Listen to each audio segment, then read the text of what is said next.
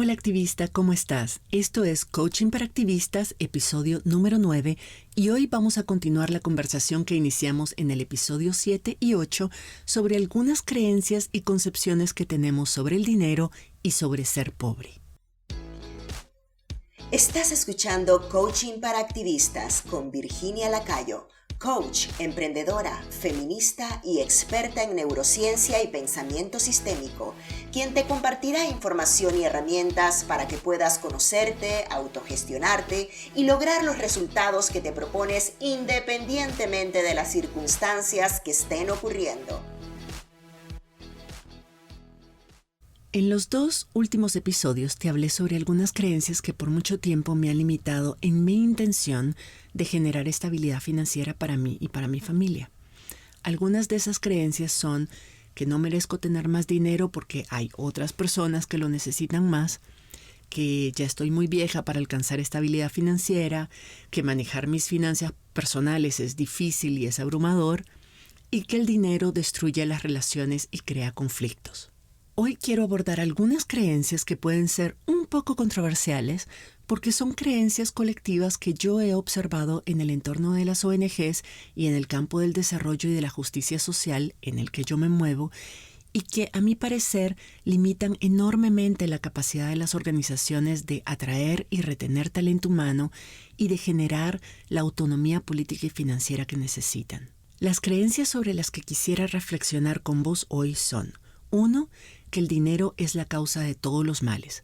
El dinero es un símbolo del capitalismo y la ambición por el dinero solo reproduce explotación y pobreza. 2. Que no puedes llamarte verdaderamente activista si estás cobrando por lo que haces. Si cobras dinero por tu trabajo, entonces tu compromiso con la causa no es real. Ese trabajo debería ser voluntario, sobre todo si es ejercido por mujeres, pero que si no es posible, entonces una debería cobrar lo justo para cubrir sus necesidades básicas y además calcular el valor de tu trabajo en función del tiempo y del esfuerzo que invertís en él y no en función del valor real que aportás a tu causa o a tu organización. Y 3, de que si soy buena persona, Dios proveerá. Ok, comencemos con la primera creencia limitante, que el dinero es la causa de todos los males y que el dinero es un símbolo del capitalismo y la ambición por el dinero solo reproduce explotación y pobreza. Haber crecido en medio de la revolución sandinista durante los 80 contribuyó obviamente mucho a mi satanización del dinero. Yo crecí escuchando frases como: los ricos son gente mala y egoísta. Nadie se hace rico sin explotar a otros. El capitalismo es la causa de la pobreza. La gente rica solo piensa en sus propios intereses y en hacer más dinero. Aunque en muchos casos estas afirmaciones son ciertas, no son verdades absolutas. Tener dinero no te hace una persona sin escrúpulos. Ahora, que muchas personas sin escrúpulos tengan además dinero, eso es otra cosa, ¿verdad? Pero el dinero en sí mismo es solo un pedazo de papel. El dinero en sí mismo no puede hacerte daño, como tampoco puede hacerte feliz. Quienes oprimen, denigran, lastiman, explotan a otras personas son personas, no el dinero. Y por creer que el dinero es la causa de todos los males, hemos dejado que solo las personas que no creen en esta afirmación o que no les importa hagan dinero y hagan con el dinero lo que quieren. Pero si más personas con buen corazón y genuinamente interesadas en el desarrollo humano y en la justicia social y ambiental generáramos riqueza propia, el dinero del planeta estaría mucho mejor distribuido y estaría invertido en avances científicos para curar enfermedades, proteger la salud sexual de las mujeres, desarrollar sistemas de energía más limpios, proteger el medio ambiente, mejorar los sistemas de salud y de educación para todas las personas y muchas otras cosas que necesitamos y queremos, pero que no podemos impulsar porque no tenemos los recursos para hacerlo. Muchas feministas están hablando cada vez más sobre la importancia política de tener una mentalidad de abundancia, tanto como recurso como una forma de hacer protesta. Hemos sido creadas en un mundo que dictamina cuánto valemos y cómo debemos manejar nuestro dinero. Así que rebelarnos contra esas creencias, generar y administrar nuestro propio dinero según nuestros principios y nuestros valores, yo lo veo como darle un golpe al patriarcado. Invertir en nosotras mismas como mujeres y sentirnos cómodas de tomar control de nuestras vidas es algo que no se espera de nosotras. Y eso, solo eso ya es revolucionario. Desde un punto de vista feminista, la estabilidad económica nos permite usar nuestro privilegio de una manera sana para apoyar a otras mujeres diversas que no tienen o que tienen menos posibilidades de liberarse de todas las desigualdades que nos imponen, porque es cierto que el acceso a las riquezas y la oportunidad de generar riquezas es también un tema estructural. No es un tema individual, es un tema que tiene que ver con todo el sistema y con las estructuras sociales, las estructuras patriarcales, las estructuras capitalistas en las que vivimos, pero no es algo que está negado para todo el mundo. Muchas de nosotras tenemos menos de lo que realmente podríamos tener si cuestionáramos algunas de las creencias que nos limitan, que nos autolimitan para generar mejores oportunidades y para generar más ingresos. Si las mujeres tuviéramos más dinero, entonces tendríamos mejores condiciones para un montón de situaciones. Por ejemplo, para prevenir y lidiar con la violencia doméstica. Si tenés tus propios ingresos, otra historia es la que se cuenta. Para prevenir y lidiar con el acoso sexual en los espacios de trabajo. Para aportar más a las causas sociales que realmente nos importan. Tendríamos mucha más incidencia en las políticas públicas de lo que tenemos ahora. ¿Te imaginas todo lo que podríamos lograr si las activistas, las emprendedoras sociales y las organizaciones de la sociedad civil tuviéramos acceso ilimitado a los recursos? En fin, esa es una de las creencias que realmente me he cuestionado y que he logrado superar bastante, porque ya no considero de que el dinero es la causa de todos los males. También considero de que el dinero es un recurso muy importante para muchos bienes que queremos y muchas cosas buenas que queremos que sucedan. La otra creencia limitante, y este es algo que tengo mucho rato de estar observando en mí también y en las organizaciones con las que he trabajado y que me mueve mucho el piso, es esa idea de que no puedes llamarte verdaderamente activista si estás cobrando por lo que haces. Que si cobras dinero por tu trabajo, entonces tu compromiso con la causa no es tan real. Y que ese trabajo de activismo, de justicia social, de cambio social, de proteger al medio ambiente, sobre todo cuando es ejercido por mujeres, debería ser voluntario, debería ser gratuito, y que si no es posible, entonces las personas que trabajan en este campo deberían cobrar como justo lo necesario para cubrir sus necesidades básicas, pagar su transporte, cosas así. Y además que el valor de su trabajo debería ser calculado en función del tiempo y del esfuerzo que invierte esa persona en el trabajo, y no en función del valor real que esa persona aporta a la causa o a la organización. Desde mi perspectiva, y yo sé que habrán algunas que no están de acuerdo, pero desde mi perspectiva, el campo del desarrollo internacional y del cambio social, paradójicamente, ha heredado un poco esa percepción del trabajo que había durante la Revolución Industrial, en la que las obreras se les pagaba por su mano de obra, no por sus conocimientos ni sus destrezas, simplemente era mano de obra. Cualquiera podía hacer ese trabajo, que lo mismo era una obrera que la otra. Cuando se trata del trabajo de las activistas, todavía a muchas se les paga para ser ejecutoras de proyectos de desarrollo, punto. Y mientras más barato se les pague, desde la perspectiva de algunos donantes y gerentes de proyectos, pues mejor, porque así entonces hay más dinero para costear productos, materiales, obras asistencialistas, cubrir más beneficiarios, que son un poco los conceptos y los términos que todavía se manejan en ese entorno. Claro, tengo que aclarar de que este no es el caso de todas las organizaciones, y que hay muchas organizaciones y empresas sociales que están mucho más avanzadas y que son autodeterminadas y que están rompiendo con esta mentalidad y aplicando sus propios criterios de equidad y de justicia social a sus políticas de remuneración. Pero sigue siendo el caso en la mayoría de las organizaciones de la sociedad civil, y por eso es que lo estoy trayendo a colación.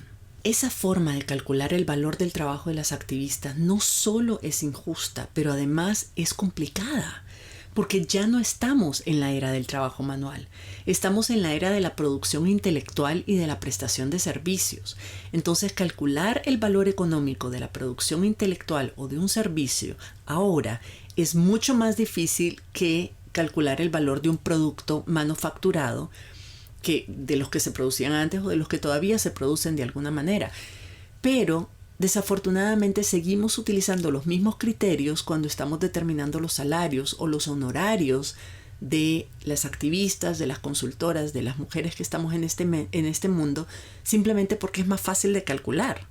Es injusto y es desproporcionado, pero es más fácil de calcular. Por creencias como esas, yo pasé la mayor parte de mi vida laboral haciendo cálculos de mis ingresos en base a horas trabajadas. Entonces no importaba que yo supiera más cosas que hace algunos años, que tuviera un doctorado, que tuviera más experiencia, que fuera ingeniosa, que tuviera las habilidades que tengo o que mis aportes fueran fundamentales para el cumplimiento de ciertas metas, porque las horas disponibles para trabajar eran las mismas, o sea, tienen un límite, y eso significa que por muchos años yo no me atrevía a pedir aumentos salariales o a aumentar mis tarifas como consultora, porque me comparaba con las demás y yo decía, pero trabajo las mismas horas, entonces ¿cuál es el punto? Así que mientras más, ¿cómo son las cosas, verdad? Porque mientras más rápido, por las destrezas que había desarrollado y las habilidades y mis conocimientos, mientras más rápido yo lograra mis resultados y mientras más fácil o por lo menos menos difícil se me hiciera a mí producir nuevas ideas, innovar, producir resultados, pues yo tenía menos argumentos para justificar el valor de mi trabajo, para justificar mi valor, porque no son bromas de que había gente que me decía, pero si solo te tomó 2 horas. Y yo decía, no me tomó 2 horas, me tomó 20 años de experiencia y de conocimiento y de estudio y de práctica para lograr lo que hice en 2 horas. Esto no toma 2 horas. Pero era muy difícil de argumentar eso. Lo que me decían es, no, si te toma 2 horas, te pago las 2 horas de trabajo. Todavía en la universidad, por ejemplo, te pagan la hora de clase, la hora que estás literalmente en el aula de clase de pie, frente a los estudiantes y las estudiantes dándole la clase, pero no te pagan por todos los años que invertiste estudiando, preparándote, formándote, la experiencia, las 3 horas que invertís para preparar cada clase y las 2 horas que invertís después de la clase atendiendo estudiantes, respondiendo preguntas, corrigiendo trabajos. Nada de eso te pagan por la hora que estás en clase, porque también la academia tiene esa concepción de que el personal facultativo, o sea, los profesores y las profesoras, son obreros de la academia, son obreros del conocimiento. Es una lástima, pero estamos todavía desafortunadamente, muchos sectores todavía están funcionando con la mentalidad de la revolución industrial. Por muchos años, desafortunadamente, yo me creí ese cuento y realmente me sentía súper mal de que una parte de mí considerara de que el valor de mi trabajo había aumentado con los años y con la experiencia y con la práctica, pero no sabía cómo argumentarlo porque la cantidad de horas que le dedicaba no solo no eran más, pero además eran menos. Hasta que una vez tuve una conversación y una persona me dijo, yo, Virginia, no cobro por lo que hago, yo cobro por lo que soy, por lo que sé y por el valor de los resultados que produzco. Mis tarifas no tienen referente comparativo porque nadie hace lo mismo que yo y nadie lo hace de la misma forma. ¡Boom! Esa conversación me cambió radicalmente mi percepción de la remuneración del trabajo, el mío y el de las otras personas.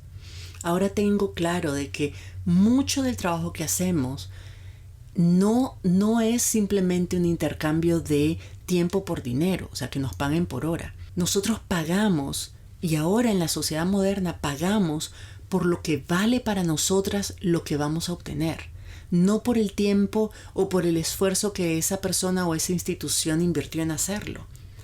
¿Cuántos servicios? A ver, te voy a preguntar esto. ¿Cuántos servicios no estarías dispuesta a rogarles que acepten tu dinero?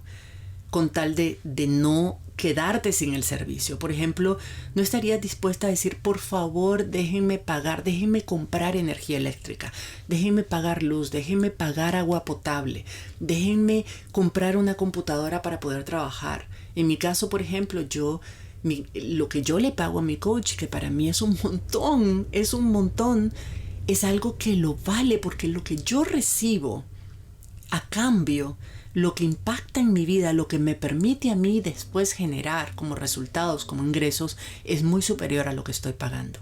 Hay cosas como esas por las que yo prefiero 1000 veces pagar ese dinero que ahorrarme el dinero y privarme de ese servicio.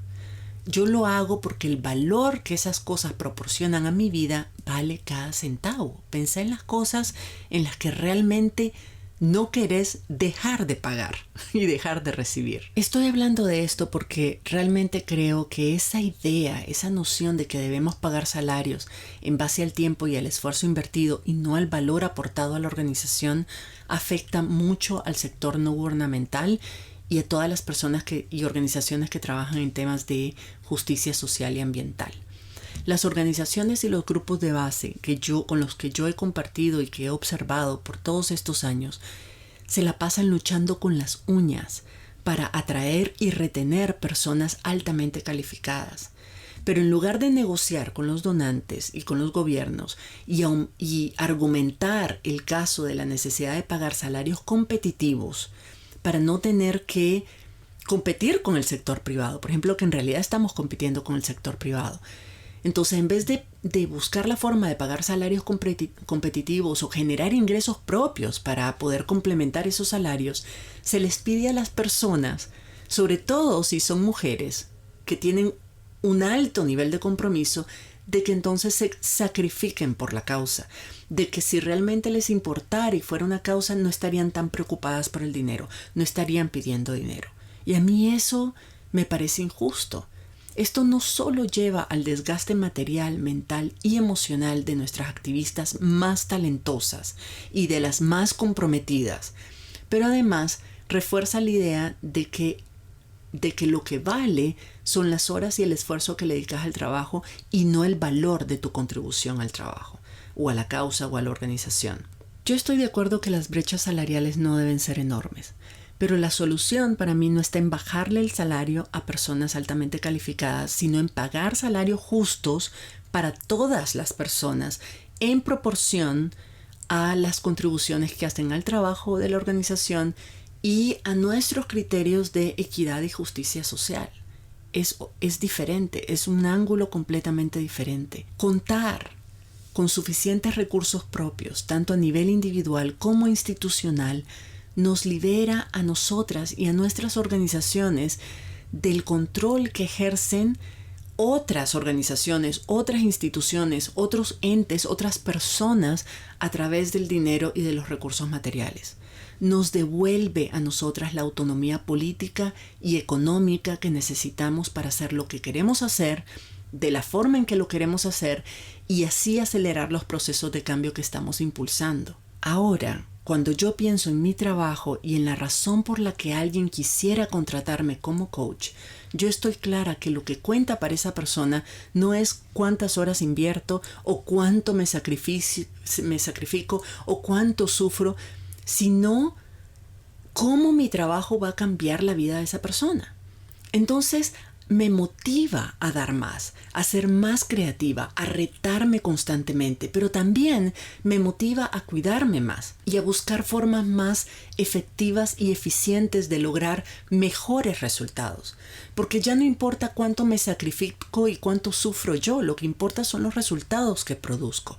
Y eso, créeme, hace una enorme diferencia. ¿En qué medida estás vos calculando el valor de tu tiempo en función o de tu trabajo en función de las horas que le dedicas, en lugar de calcularlo en función del valor que aportas a tu organización, a tus clientes o a tus beneficiarios? ¿Qué cambiaría en tu forma de funcionar, en tu calidad de vida y en la calidad de tu trabajo si en lugar de eso te pagaran o recibieras remuneración por el valor que aportas y la calidad y eficiencia de tus resultados? Si el tiempo no estuviera en consideración, ¿qué harías distinto? ¿Cómo ¿cómo calcularías el valor de tu trabajo de forma distinta? Te dejo eso como reflexión para pasar a la tercera creencia limitante que he percibido en nuestro entorno. Y es que si soy buena persona, Dios proveerá. Esa frase la he oído demasiadas veces para llevarla cuenta. La influencia de las iglesias en nuestros países, y por supuesto en Nicaragua no fue la excepción, hizo que yo creciera creyendo de que si soy buena persona, Dios proveerá. Y esa idea podemos sumarle además la tergiversación que algunas personas hicieron de lo que se conoce como psicología positiva o la ley de la atracción. Muchas personas confundieron los mensajes que estas corrientes de pensamiento estaban planteando con la idea de que con solo visualizarlo, ¡puf!, las riquezas iban a manifestar solitas. He visto demasiadas buenas personas muy creyentes, muy espirituales, en una situación de estrés financiero horrible, porque en algún momento decidieron que su vida y su situación económica estaba en manos de Dios. Independientemente si crees en el universo, en Dios, en la ley de la atracción o en la ley del trabajo arduo, las riquezas no se manifiestan solas. Todo lo que deseamos obtener o lograr, incluyendo el dinero, se alcanza con una combinación de acción constante y efectiva y la mentalidad correcta para lograrlo. Bien dice el dicho, a Dios rogando y con el mazo dando. No se trata de simplemente ponernos a rezar y esperar que Dios o el universo nos resuelva todo. Nosotras tenemos que hacer constantemente el esfuerzo para lograr esos resultados. Y eso comienza por cuestionar aquellas limitaciones que nosotras mismas nos ponemos para lograr eso que queremos. Entonces, si yo creo que el dinero es la causa de todos los males y asocio el tener dinero con ser ambiciosa, avara, egoísta, insensible, superficial, materialista, arrogante y que nadie me va a querer, tiene mucho sentido que yo trate de minimizar la importancia del dinero en mi vida e incluso hasta lo rechace. Por supuesto que yo no quiero ser esa persona que es avara y que hay toda esa lista de defectos y de características negativas. Entonces, yo pienso que para eso mejor como tortilla con sal toda mi vida, pero con dignidad y a sabiendas de que voy a ser considerada una persona honrada, generosa y amada por todos. Esa es la idea que nos hemos metido en la cabeza. Decir, no, yo voy a ser pobre y voy a pasar miserable y no voy a tener en dónde caer muerta, pero la gente me va a querer. Y la verdad es que no es así. El dinero es importante y cuando nosotros no ponemos atención a nuestras propias finanzas, lo que estamos siendo no es generosas y no es que no estamos siendo egoístas. Al contrario, estamos pensando en resolver nuestras necesidades emocionales en el momento, cómo nos queremos sentir, pero cuando algo malo suceda, alguien va a tener que asumir esa responsabilidad y no vamos a ser nosotras. Y estaremos recargando a alguien que no se lo merece. En la sociedad moderna, el dinero permea absolutamente todas las áreas de nuestra vida y determina la mayor parte de nuestras decisiones. Cuando pensamos que el dinero no importa y por tanto no nos preocupamos por producirlo, lo que estamos es dándole a otras personas y a las circunstancias el poder de decidir sobre nosotras y sobre nuestras vidas. Algo o alguien más decide por nosotras sobre lo que podemos o no podemos comer, si podemos o no podemos tomar vacaciones, qué trabajo vamos a aceptar, si podemos o no podemos pagar una consulta médica, dónde vamos a vivir y en qué condiciones, todo. Entonces, ¿quién o qué está en este momento tomando esas decisiones por vos? Pensalo. Otra justificación que nos ponemos y que también es una creencia limitante es que el dinero te esclaviza. Pensamos que las personas con dinero viven esclavas de sus bienes y de su dinero, pero esto no es así. Esto tampoco es cierto. Las personas que se atan a sus bienes materiales y que viven en función de eso no son personas con abundancia. Al contrario, son personas que aunque tengan mucho dinero, viven con una mentalidad de carencia, con miedo constante a perderlo, con obsesión por hacer más. Eso es lo que realmente las esclaviza. su mentalidad de carencia, no el dinero, no los bienes materiales. Lo que sí hace el dinero es generarnos, como ya lo he venido demostrando, un montón de emociones. Y si no sabemos manejar esas emociones, entonces sí nos pueden controlar como marionetas con hilos. Si no me crees cuando yo digo que las emociones y el dinero van de la mano, solo pensá en qué sucede cuando tenés gastos imprevistos, cuando te ascienden de puesto y empezás a cobrar más, cuando compras emocionalmente para calmar tu estado de ánimo, o cuando pensás que si tuvieras más dinero serías más feliz o tendrías menos problemas, etcétera, etcétera. La forma en que pensamos sobre el dinero, las creencias que tenemos, hace que nuestra relación con el dinero sea emocional y no racional. Es más, muchas veces es emocionalmente tormentosa. Pensar que el dinero no era importante y que de alguna forma yo iba a resolver cuando lo necesitara, me permitía, como nos permite a muchas, sentirnos como en paz con nosotras mismas, contentas con nosotras mismas, porque yo lo asociaba con ser buena persona, sentirme libre de ataduras y toda esa historia. Pero la verdad es que estaba poniendo la responsabilidad sobre mi vida y sobre mi bienestar y la de mi hijo en manos de otras personas o en manos de la suerte, de las circunstancias. No solo yo no tenía control sobre mi vida, pero además estaba siendo irresponsable, porque de alguna forma, como lo mencioné hace un momento, estaba recargando a mi familia y a mis amistades con la presión de tener que salvarme si algo grave ocurría en cualquier momento. Y la verdad es que algo va a ocurrir, siempre va a ocurrir, algo va a ocurrir siempre. Si yo no estoy preparada para eso y no quiero morirme en el proceso, alguien me va a tener que salvar. Y esa persona no tiene por qué estar preparándose ahorita para salvarme a mí. Si yo no quiero que me asocien con esas personas con dinero a las que no les importan los demás, una de las cosas, lo primero que yo debo de hacer es asegurarme de generar mis propios ingresos para poder cuidarme a mí misma y además poder aportar al bienestar de otras personas que lo necesiten.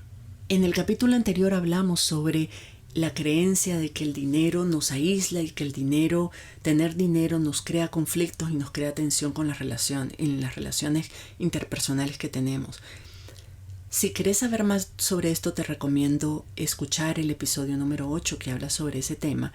Pero solo para remarcar lo último aquí, es de que el dinero no tiene el poder de hacerte una persona mala, no tiene el poder de hacerte daño y no tiene el poder de destruir las relaciones. Eso lo hacemos las personas sin necesidad de ninguna ayuda, muchas gracias. El dinero es solo un recurso. Si nosotros decidimos echarle la culpa de todo, lo que estamos es no asumiendo la responsabilidad que nos corresponde sobre las cosas que suceden, que hacemos que sucedan en nuestra vida. Los conflictos que tenemos con otras personas los tenemos nosotros. El dinero no crea esos conflictos, los creamos nosotros. Y las cosas buenas que podemos hacer con el dinero también las hacemos nosotras, no las hace el dinero por nosotras. Entonces lo que tenemos que cuidar es cómo pensamos, es nuestra mentalidad, es nuestra mente, nuestras emociones y nuestras acciones, porque eso es lo que va a determinar qué tanto bien o qué tanto mal hagamos en el mundo. El dinero, como el tiempo, es solo un recurso. Lo único que nos da son opciones. Quiero cerrar este episodio de podcast invitándote a considerar nuestra relación con el dinero, tanto a nivel individual como colectivo, como algo sumamente importante de trabajar a fondo. Hemos trabajado por décadas en la desestigmatización de la sexualidad y de los derechos de las mujeres. Es hora que comencemos también a desestigmatizar el dinero y a convertirlo en un recurso para el empoderamiento de las mujeres y de las organizaciones que trabajan en la justicia ambiental y en la justicia social. Me encantaría escuchar tus reflexiones sobre este tema. ¿Qué pensás? ¿Qué sentís? ¿Qué otras ideas se te vinieron a la mente? ¿Qué otras creencias limitantes estás identificando? ¿Qué reacciones te provocan? Yo sé que sí, que estoy siendo un poco provocadora con estos argumentos, pero creo que es hora de que ya hablemos de eso. Podemos seguir la conversación a través de mis redes sociales, pero la forma más íntima de relacionarnos es desde mi comunidad activista. En las redes yo posteo algunas ideas y reflexiones, pero con mi comunidad activista intercambio cartas que son mucho más profundas, comparto información que no publico en ningún otro sitio, así que te invito a recibir esos correos visitando mi página web virginialacayo.com y haciendo clic en el botón que dice "Quiero ser parte de la comunidad activista", que está al final de la página. Te espero por allá y nos escuchamos en la próxima. Que tengas una linda semana. Si te gustó este episodio, dale like, suscríbete para no perderte el próximo y compártelo con otras activistas, por aquello del buen karma.